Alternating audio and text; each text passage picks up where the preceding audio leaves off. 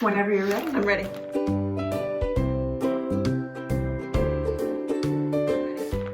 Hiya Dishies, I'm Dot, and this is my cousin Alicia, Hi everyone. who I talk about all the time. You get to see her pretty face, and she came for a visit and brought me some great things. There's gonna be another video somewhere for that. But we are participating in the $10 thrift challenge hosted by Beth at Carolina Princess Sweet Treats and Pretties. Carolina Princess Sweet Treats and Pretties. And I will link her channel somewhere up here and in the description box. And this is a collaboration that she's hosting that was open to really everyone, even on Facebook and Instagram. So thank you, Beth. I knew right away this was something I wanted to do. I'm not going first, no. She's not I'm going gonna follow first. your lead. You're gonna follow my lead. Okay, well, my $10 was spent in the first two places we went.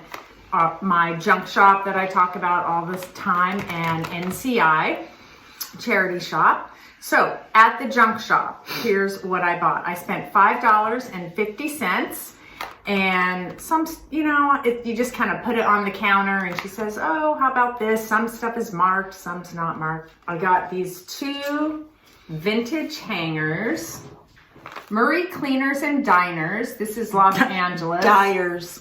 Did I say diners? Murray Cleaners and Dyers, which makes a lot more sense, doesn't it? In Los Angeles, and you can see it has the old phone number, Prospect 2512. Isn't that cool? Very cool.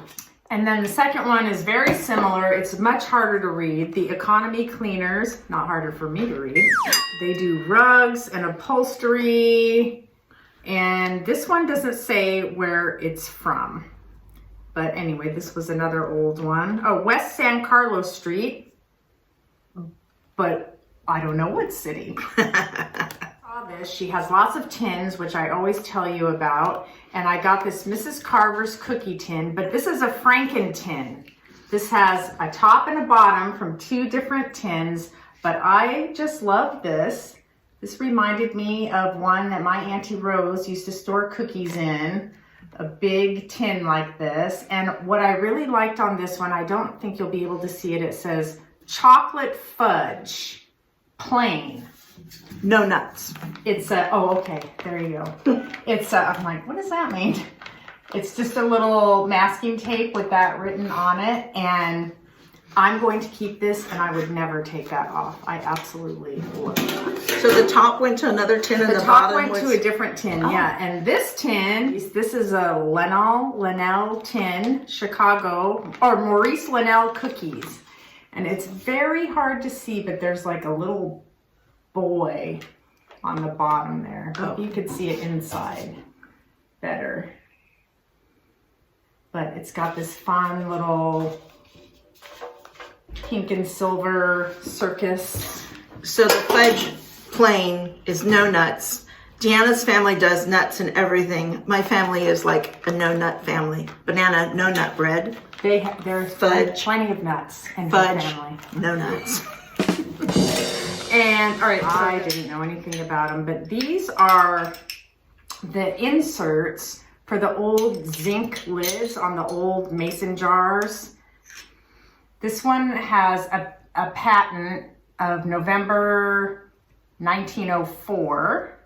That's just a pretty plain one. This one might have been an actual jar lid that sat with the bale wire.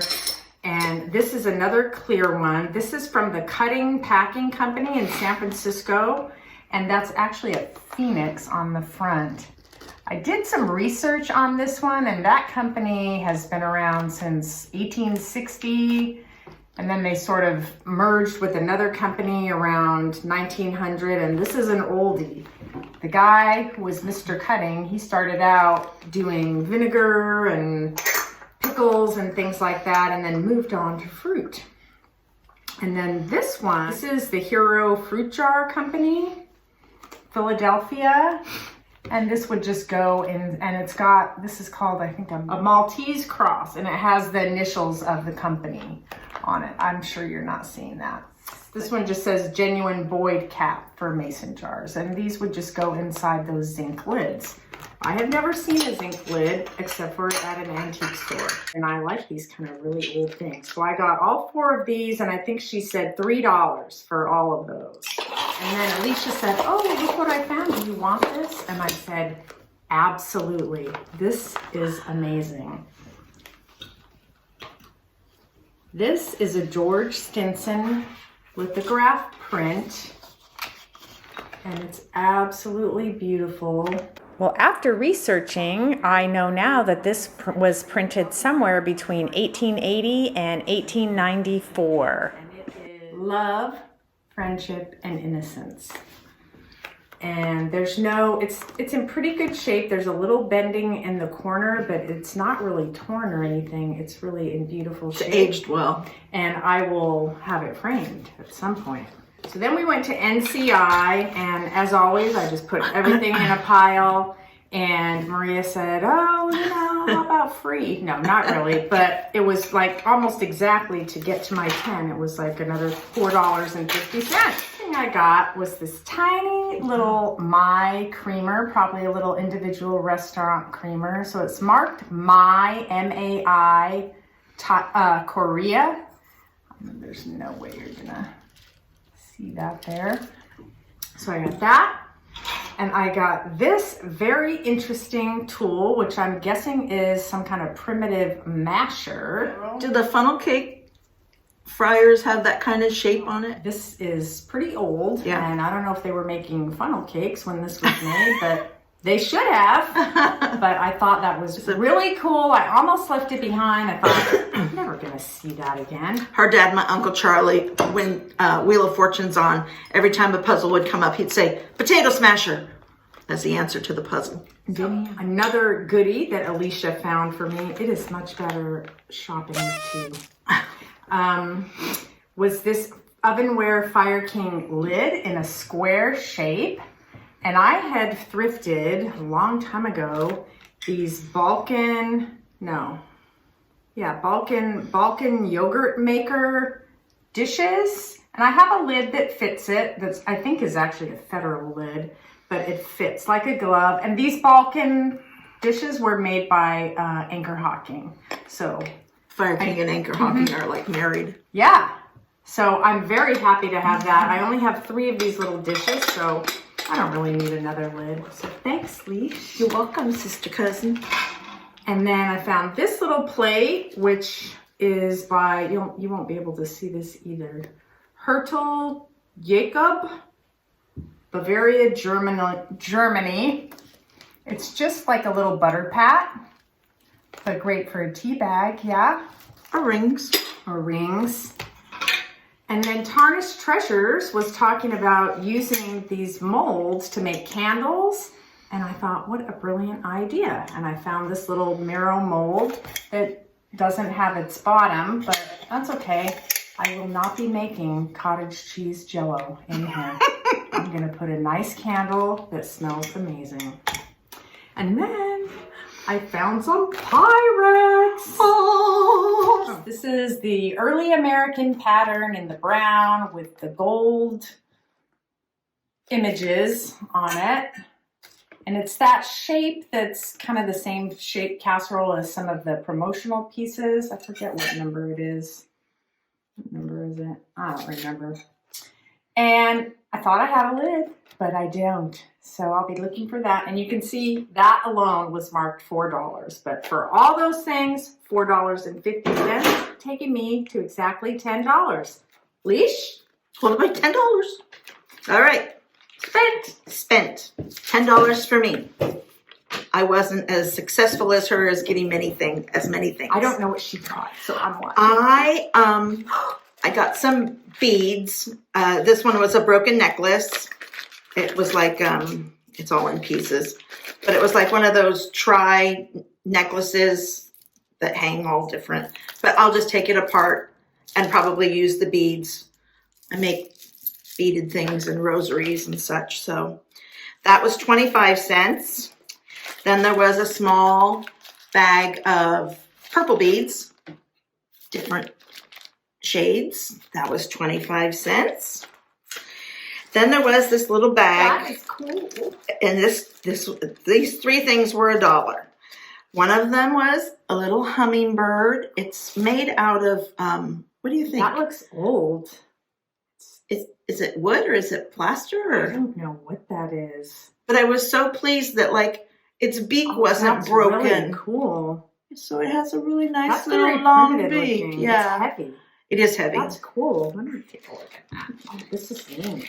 And then inside that same bag for $1 were these two little fawns that I will use to make some Christmas decorations out of. Are they ceramic? No, they're plastic. Oh, cute. They're plastic. Where'd you get these? At the Aunt Rose's shop. Oh, cute. I got all of these three things there. Very cute. I love this. This is interesting. Let's see. At the same shop, I do a lot of junk journaling. I used to be an avid quilter, but somehow I got into paper now. There were 6 rolls of this kind of tape. You peel it off, and it's the actual design. I don't know if you can see it. Anyways, I got 6 of those for $1, so now we're up to $2.50. And let's see. You better keep calculations. What else did I get there? I got this, which is just a sheet music thing. I got this for 50 cents. And inside it, and I know you won't be able to see it and it's falling apart, the pianist has written in the words to the actual song in pencil. So I'll make copies of this and use in my junk journaling. Yep. I get to see it. Okay, so those all things came from Auntie Rose's shop. And then this came from Auntie Rose's shop. This was $3. Auntie Rose used to volunteer at this charity shop. That's what I refer to it as. She doesn't own a shop. No, she doesn't. She used to volunteer there. So I found this, and it's got just like a little floral. I think they're, what do you think they are? That is neat. Pansies. Has a little handle. It's a little rusted. It's funny, it has a, like a cardboard bottom. That is really neat. And I paid $3 for it, so now I'm up to like, I don't know. I know what I have is only worth $10 though. Then at the junk store that we went to together, I found this little book. It's called The Hospitality of Your House. Was there a year in here, Deanna? I don't know. I didn't really look for a year. It's probably 1941. 1941. And it just has, I'm old. Hospitality, those invitations, introductions, dinner situations, sit-down meals, buffets, or whatever. But it gives you like, Dear Mrs. Know Best, it will give us great pleasure to dine with you on Friday the 10th at 7 o'clock. Thank you for your kind thought of us. Sincerely yours, Caroline Nunsuch. So it shows you like thank you letters or invitations. It's pretty cute. It's not a very big book, but it's adorable. It was 50 cents. I wish we still wrote notes like that. I know. I got this at that same store, and I'm a Catholic, and I enjoy anything that has to do with our Lord Jesus Christ. And this is just a Sacred Heart, consecration of the family to the Sacred Heart. And it's just a beautiful, gorgeous thing. It's almost like somebody cut this out and put it on there. Oh. I didn't notice that before, but it's like kind of like a cardboard. So I don't know if it was originally that way or what. But that's one of my most favorite things. Wait. What? That's just the cardboard it was in. Oh, got it. Yeah, to hold. I used to have a pug. Her name was Bitsy, but she was a fawn pug. But this little guy right here, whichever way he looks at you. I know there's a glare in here. He was $2. He's so made cute. out of wood.